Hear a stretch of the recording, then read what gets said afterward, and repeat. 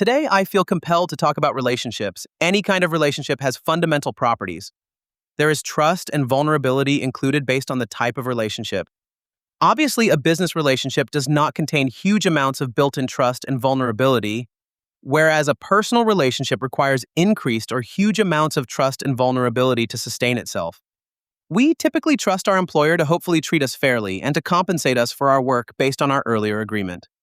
The rest is a matter of discovery and further agreement, but typically our own interests supersede this relationship. This is true for both employer and employee. We know that we cannot trust our employers beyond what we agreed to, and there is rarely enough compassion coming from employers regarding our personal struggles that might affect our relationship with them. On the other hand, a personal relationship goes beyond agreements, or rather, those agreements are much more flexible and less selfish due to the presence of love. We know that there are implied agreements within love. At least this is typically the case. If trust is broken for any reason, the ego is typically hurt, and the relationship is suffering. That relationship will require healing. All parties in the relationship must agree to heal it, and no matter how much one party wants to heal the relationship, if the other party doesn't agree, then this relationship is doomed to expire. During that time, it is typically too late if one party exhibits increased trust and vulnerability. If the other party has made up their minds already, then they will either resort to secrecy and gaslighting, avoiding a conversation, and pretending that there are more neutral reasons behind their decision. Even if there are indeed other, more neutral reasons, they typically become the perfect tool for the ego to promote the idea of rejection without confrontation, while at the same time attempting to break the relationship in a way that will not be traceable to the ego of the rejecting party. The vulnerable party is then left dumbstruck, potentially repeatedly gaslit and craving for answers, unable to understand. The general expectation is for the vulnerable party to take a hint and agree to the dissolution of the relationship from their part. This is how relationships end sometimes, and none is the wiser, but the rejecting party itself.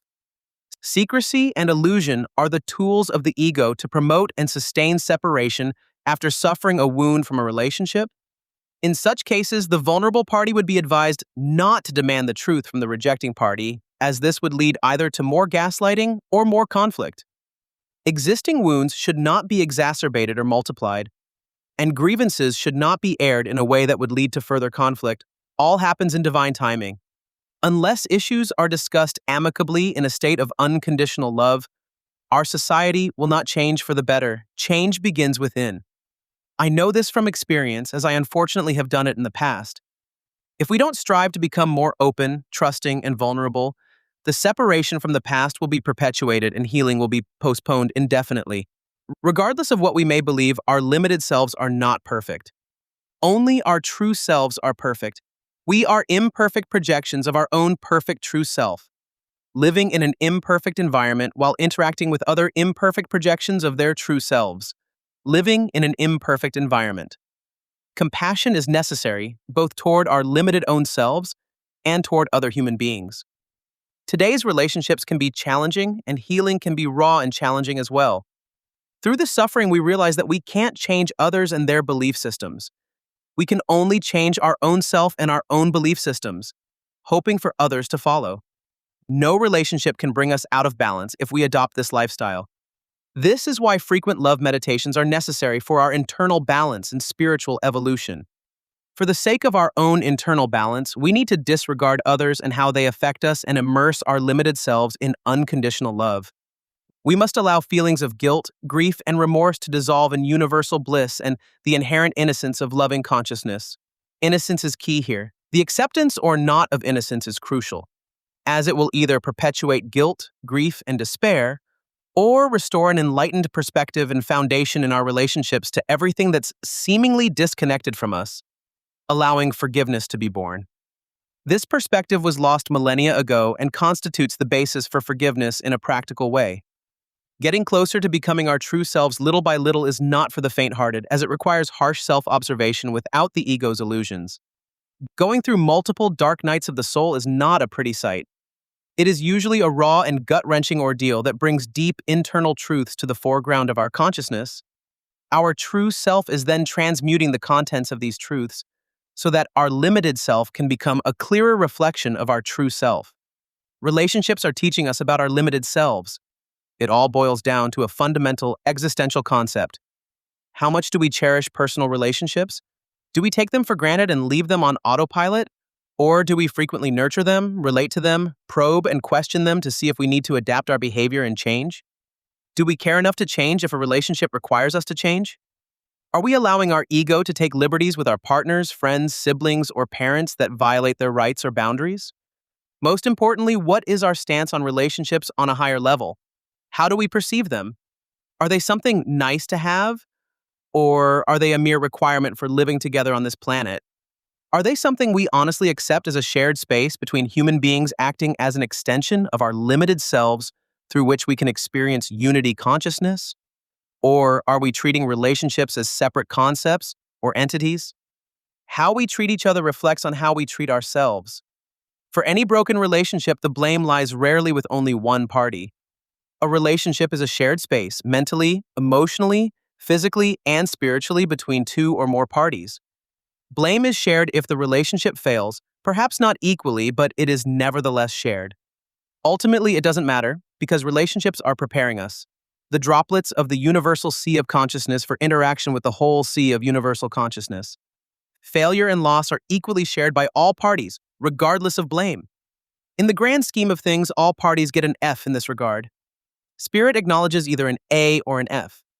Anything in between provides only clues to the degree of failure. We should allow our fellow human beings the benefit of the doubt.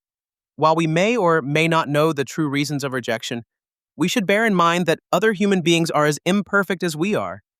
Their perspectives are unique, and in our self-examination, we may have misunderstood or completely missed their perspectives to understand them completely. We must accept that all viewpoints from all human beings are incomplete. Since we are droplets of consciousness, that's because they are polarized in multiple ways. It is impossible to have a complete perception of reality if we are polarized. Other droplets of consciousness may have other perspectives that complement our reality perception. The path to fourth density from our limited third density perception requires constant adherence to the requests of our inner voice that comes from the heart. These requests are unifying in nature. Any other requests that are not unifying come from the mind, and more specifically from the ego. To outgrow this childhood phase from an evolutionary viewpoint, we should consider applying unconditional love in our lives. Anything else lacks the durability and sustainability that unconditional love provides. Furthermore, this path is often thorn-covered and tear-streaked, a dark, slippery, and unpaved road full of potholes that doesn't care about our limited selves, only about our true selves. Let's suppose that we understand and accept that we are behaving from a position of secrecy and that we feel it affects our relationships. What can we do to change that? There are 4 factors that we should consider to align our behavior in relationships. Firstly, we must resolve to have frequent love meditations. This will prepare us for living in a setting of unconditional love, openness, and vulnerability with anybody who is in any kind of a relationship with us.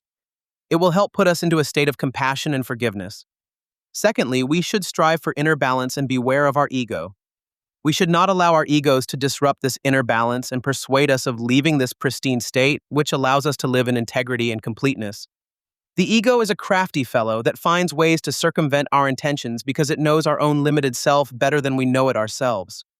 We should ask our true self for help in any way it can and surrender to following its suggestions. To recognize our true self, it helps to pinpoint the origin of the suggestions. Are those suggestions coming from a place of love and unification? Or are they coming from the ego's place of hurt and separation? Thirdly, we should always communicate our truth in a state of unconditional love. At this point, I will digress to illustrate my point. In the Star Trek universe, there is a Romulan group called the Qowat Milat. They are an organization of warrior nuns, like the Shaolin warrior monks on our planet. Their primary teaching is the way of absolute candor. It describes the total absence of a filter between word and thought during communication.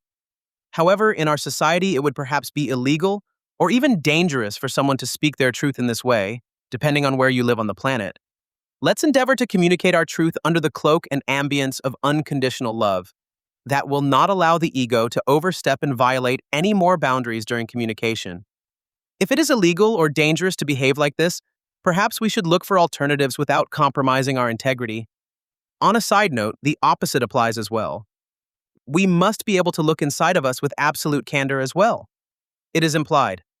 Lastly, we must acknowledge that the other being or beings in our troubled or broken relationship have their own path, and if they need to move on, we should allow them to move on without bearing negative feelings toward them or toward ourselves. We are all responsible and accountable for our own behavior and our own consciousness evolution. Pointing fingers at others is not conducive to that. If we view any relationship through the prism of consciousness evolution and are in a state of unconditional love, we will understand the meaning of these relationships and what they need to teach us. If we come to a positive conclusion and a positive lesson, or lessons that we are eager to apply in our lives with unconditional love, then we can move on with grace. The alternative would be to move on without grace.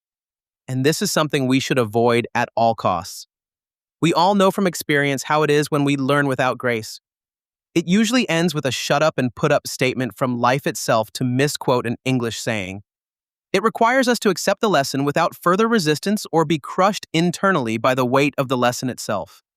We are all on this planet to learn. Let's learn happily and joyfully in a state of unconditional love, looking at all beings as assistants on our own spiritual path, just as we are their assistants on their own spiritual path.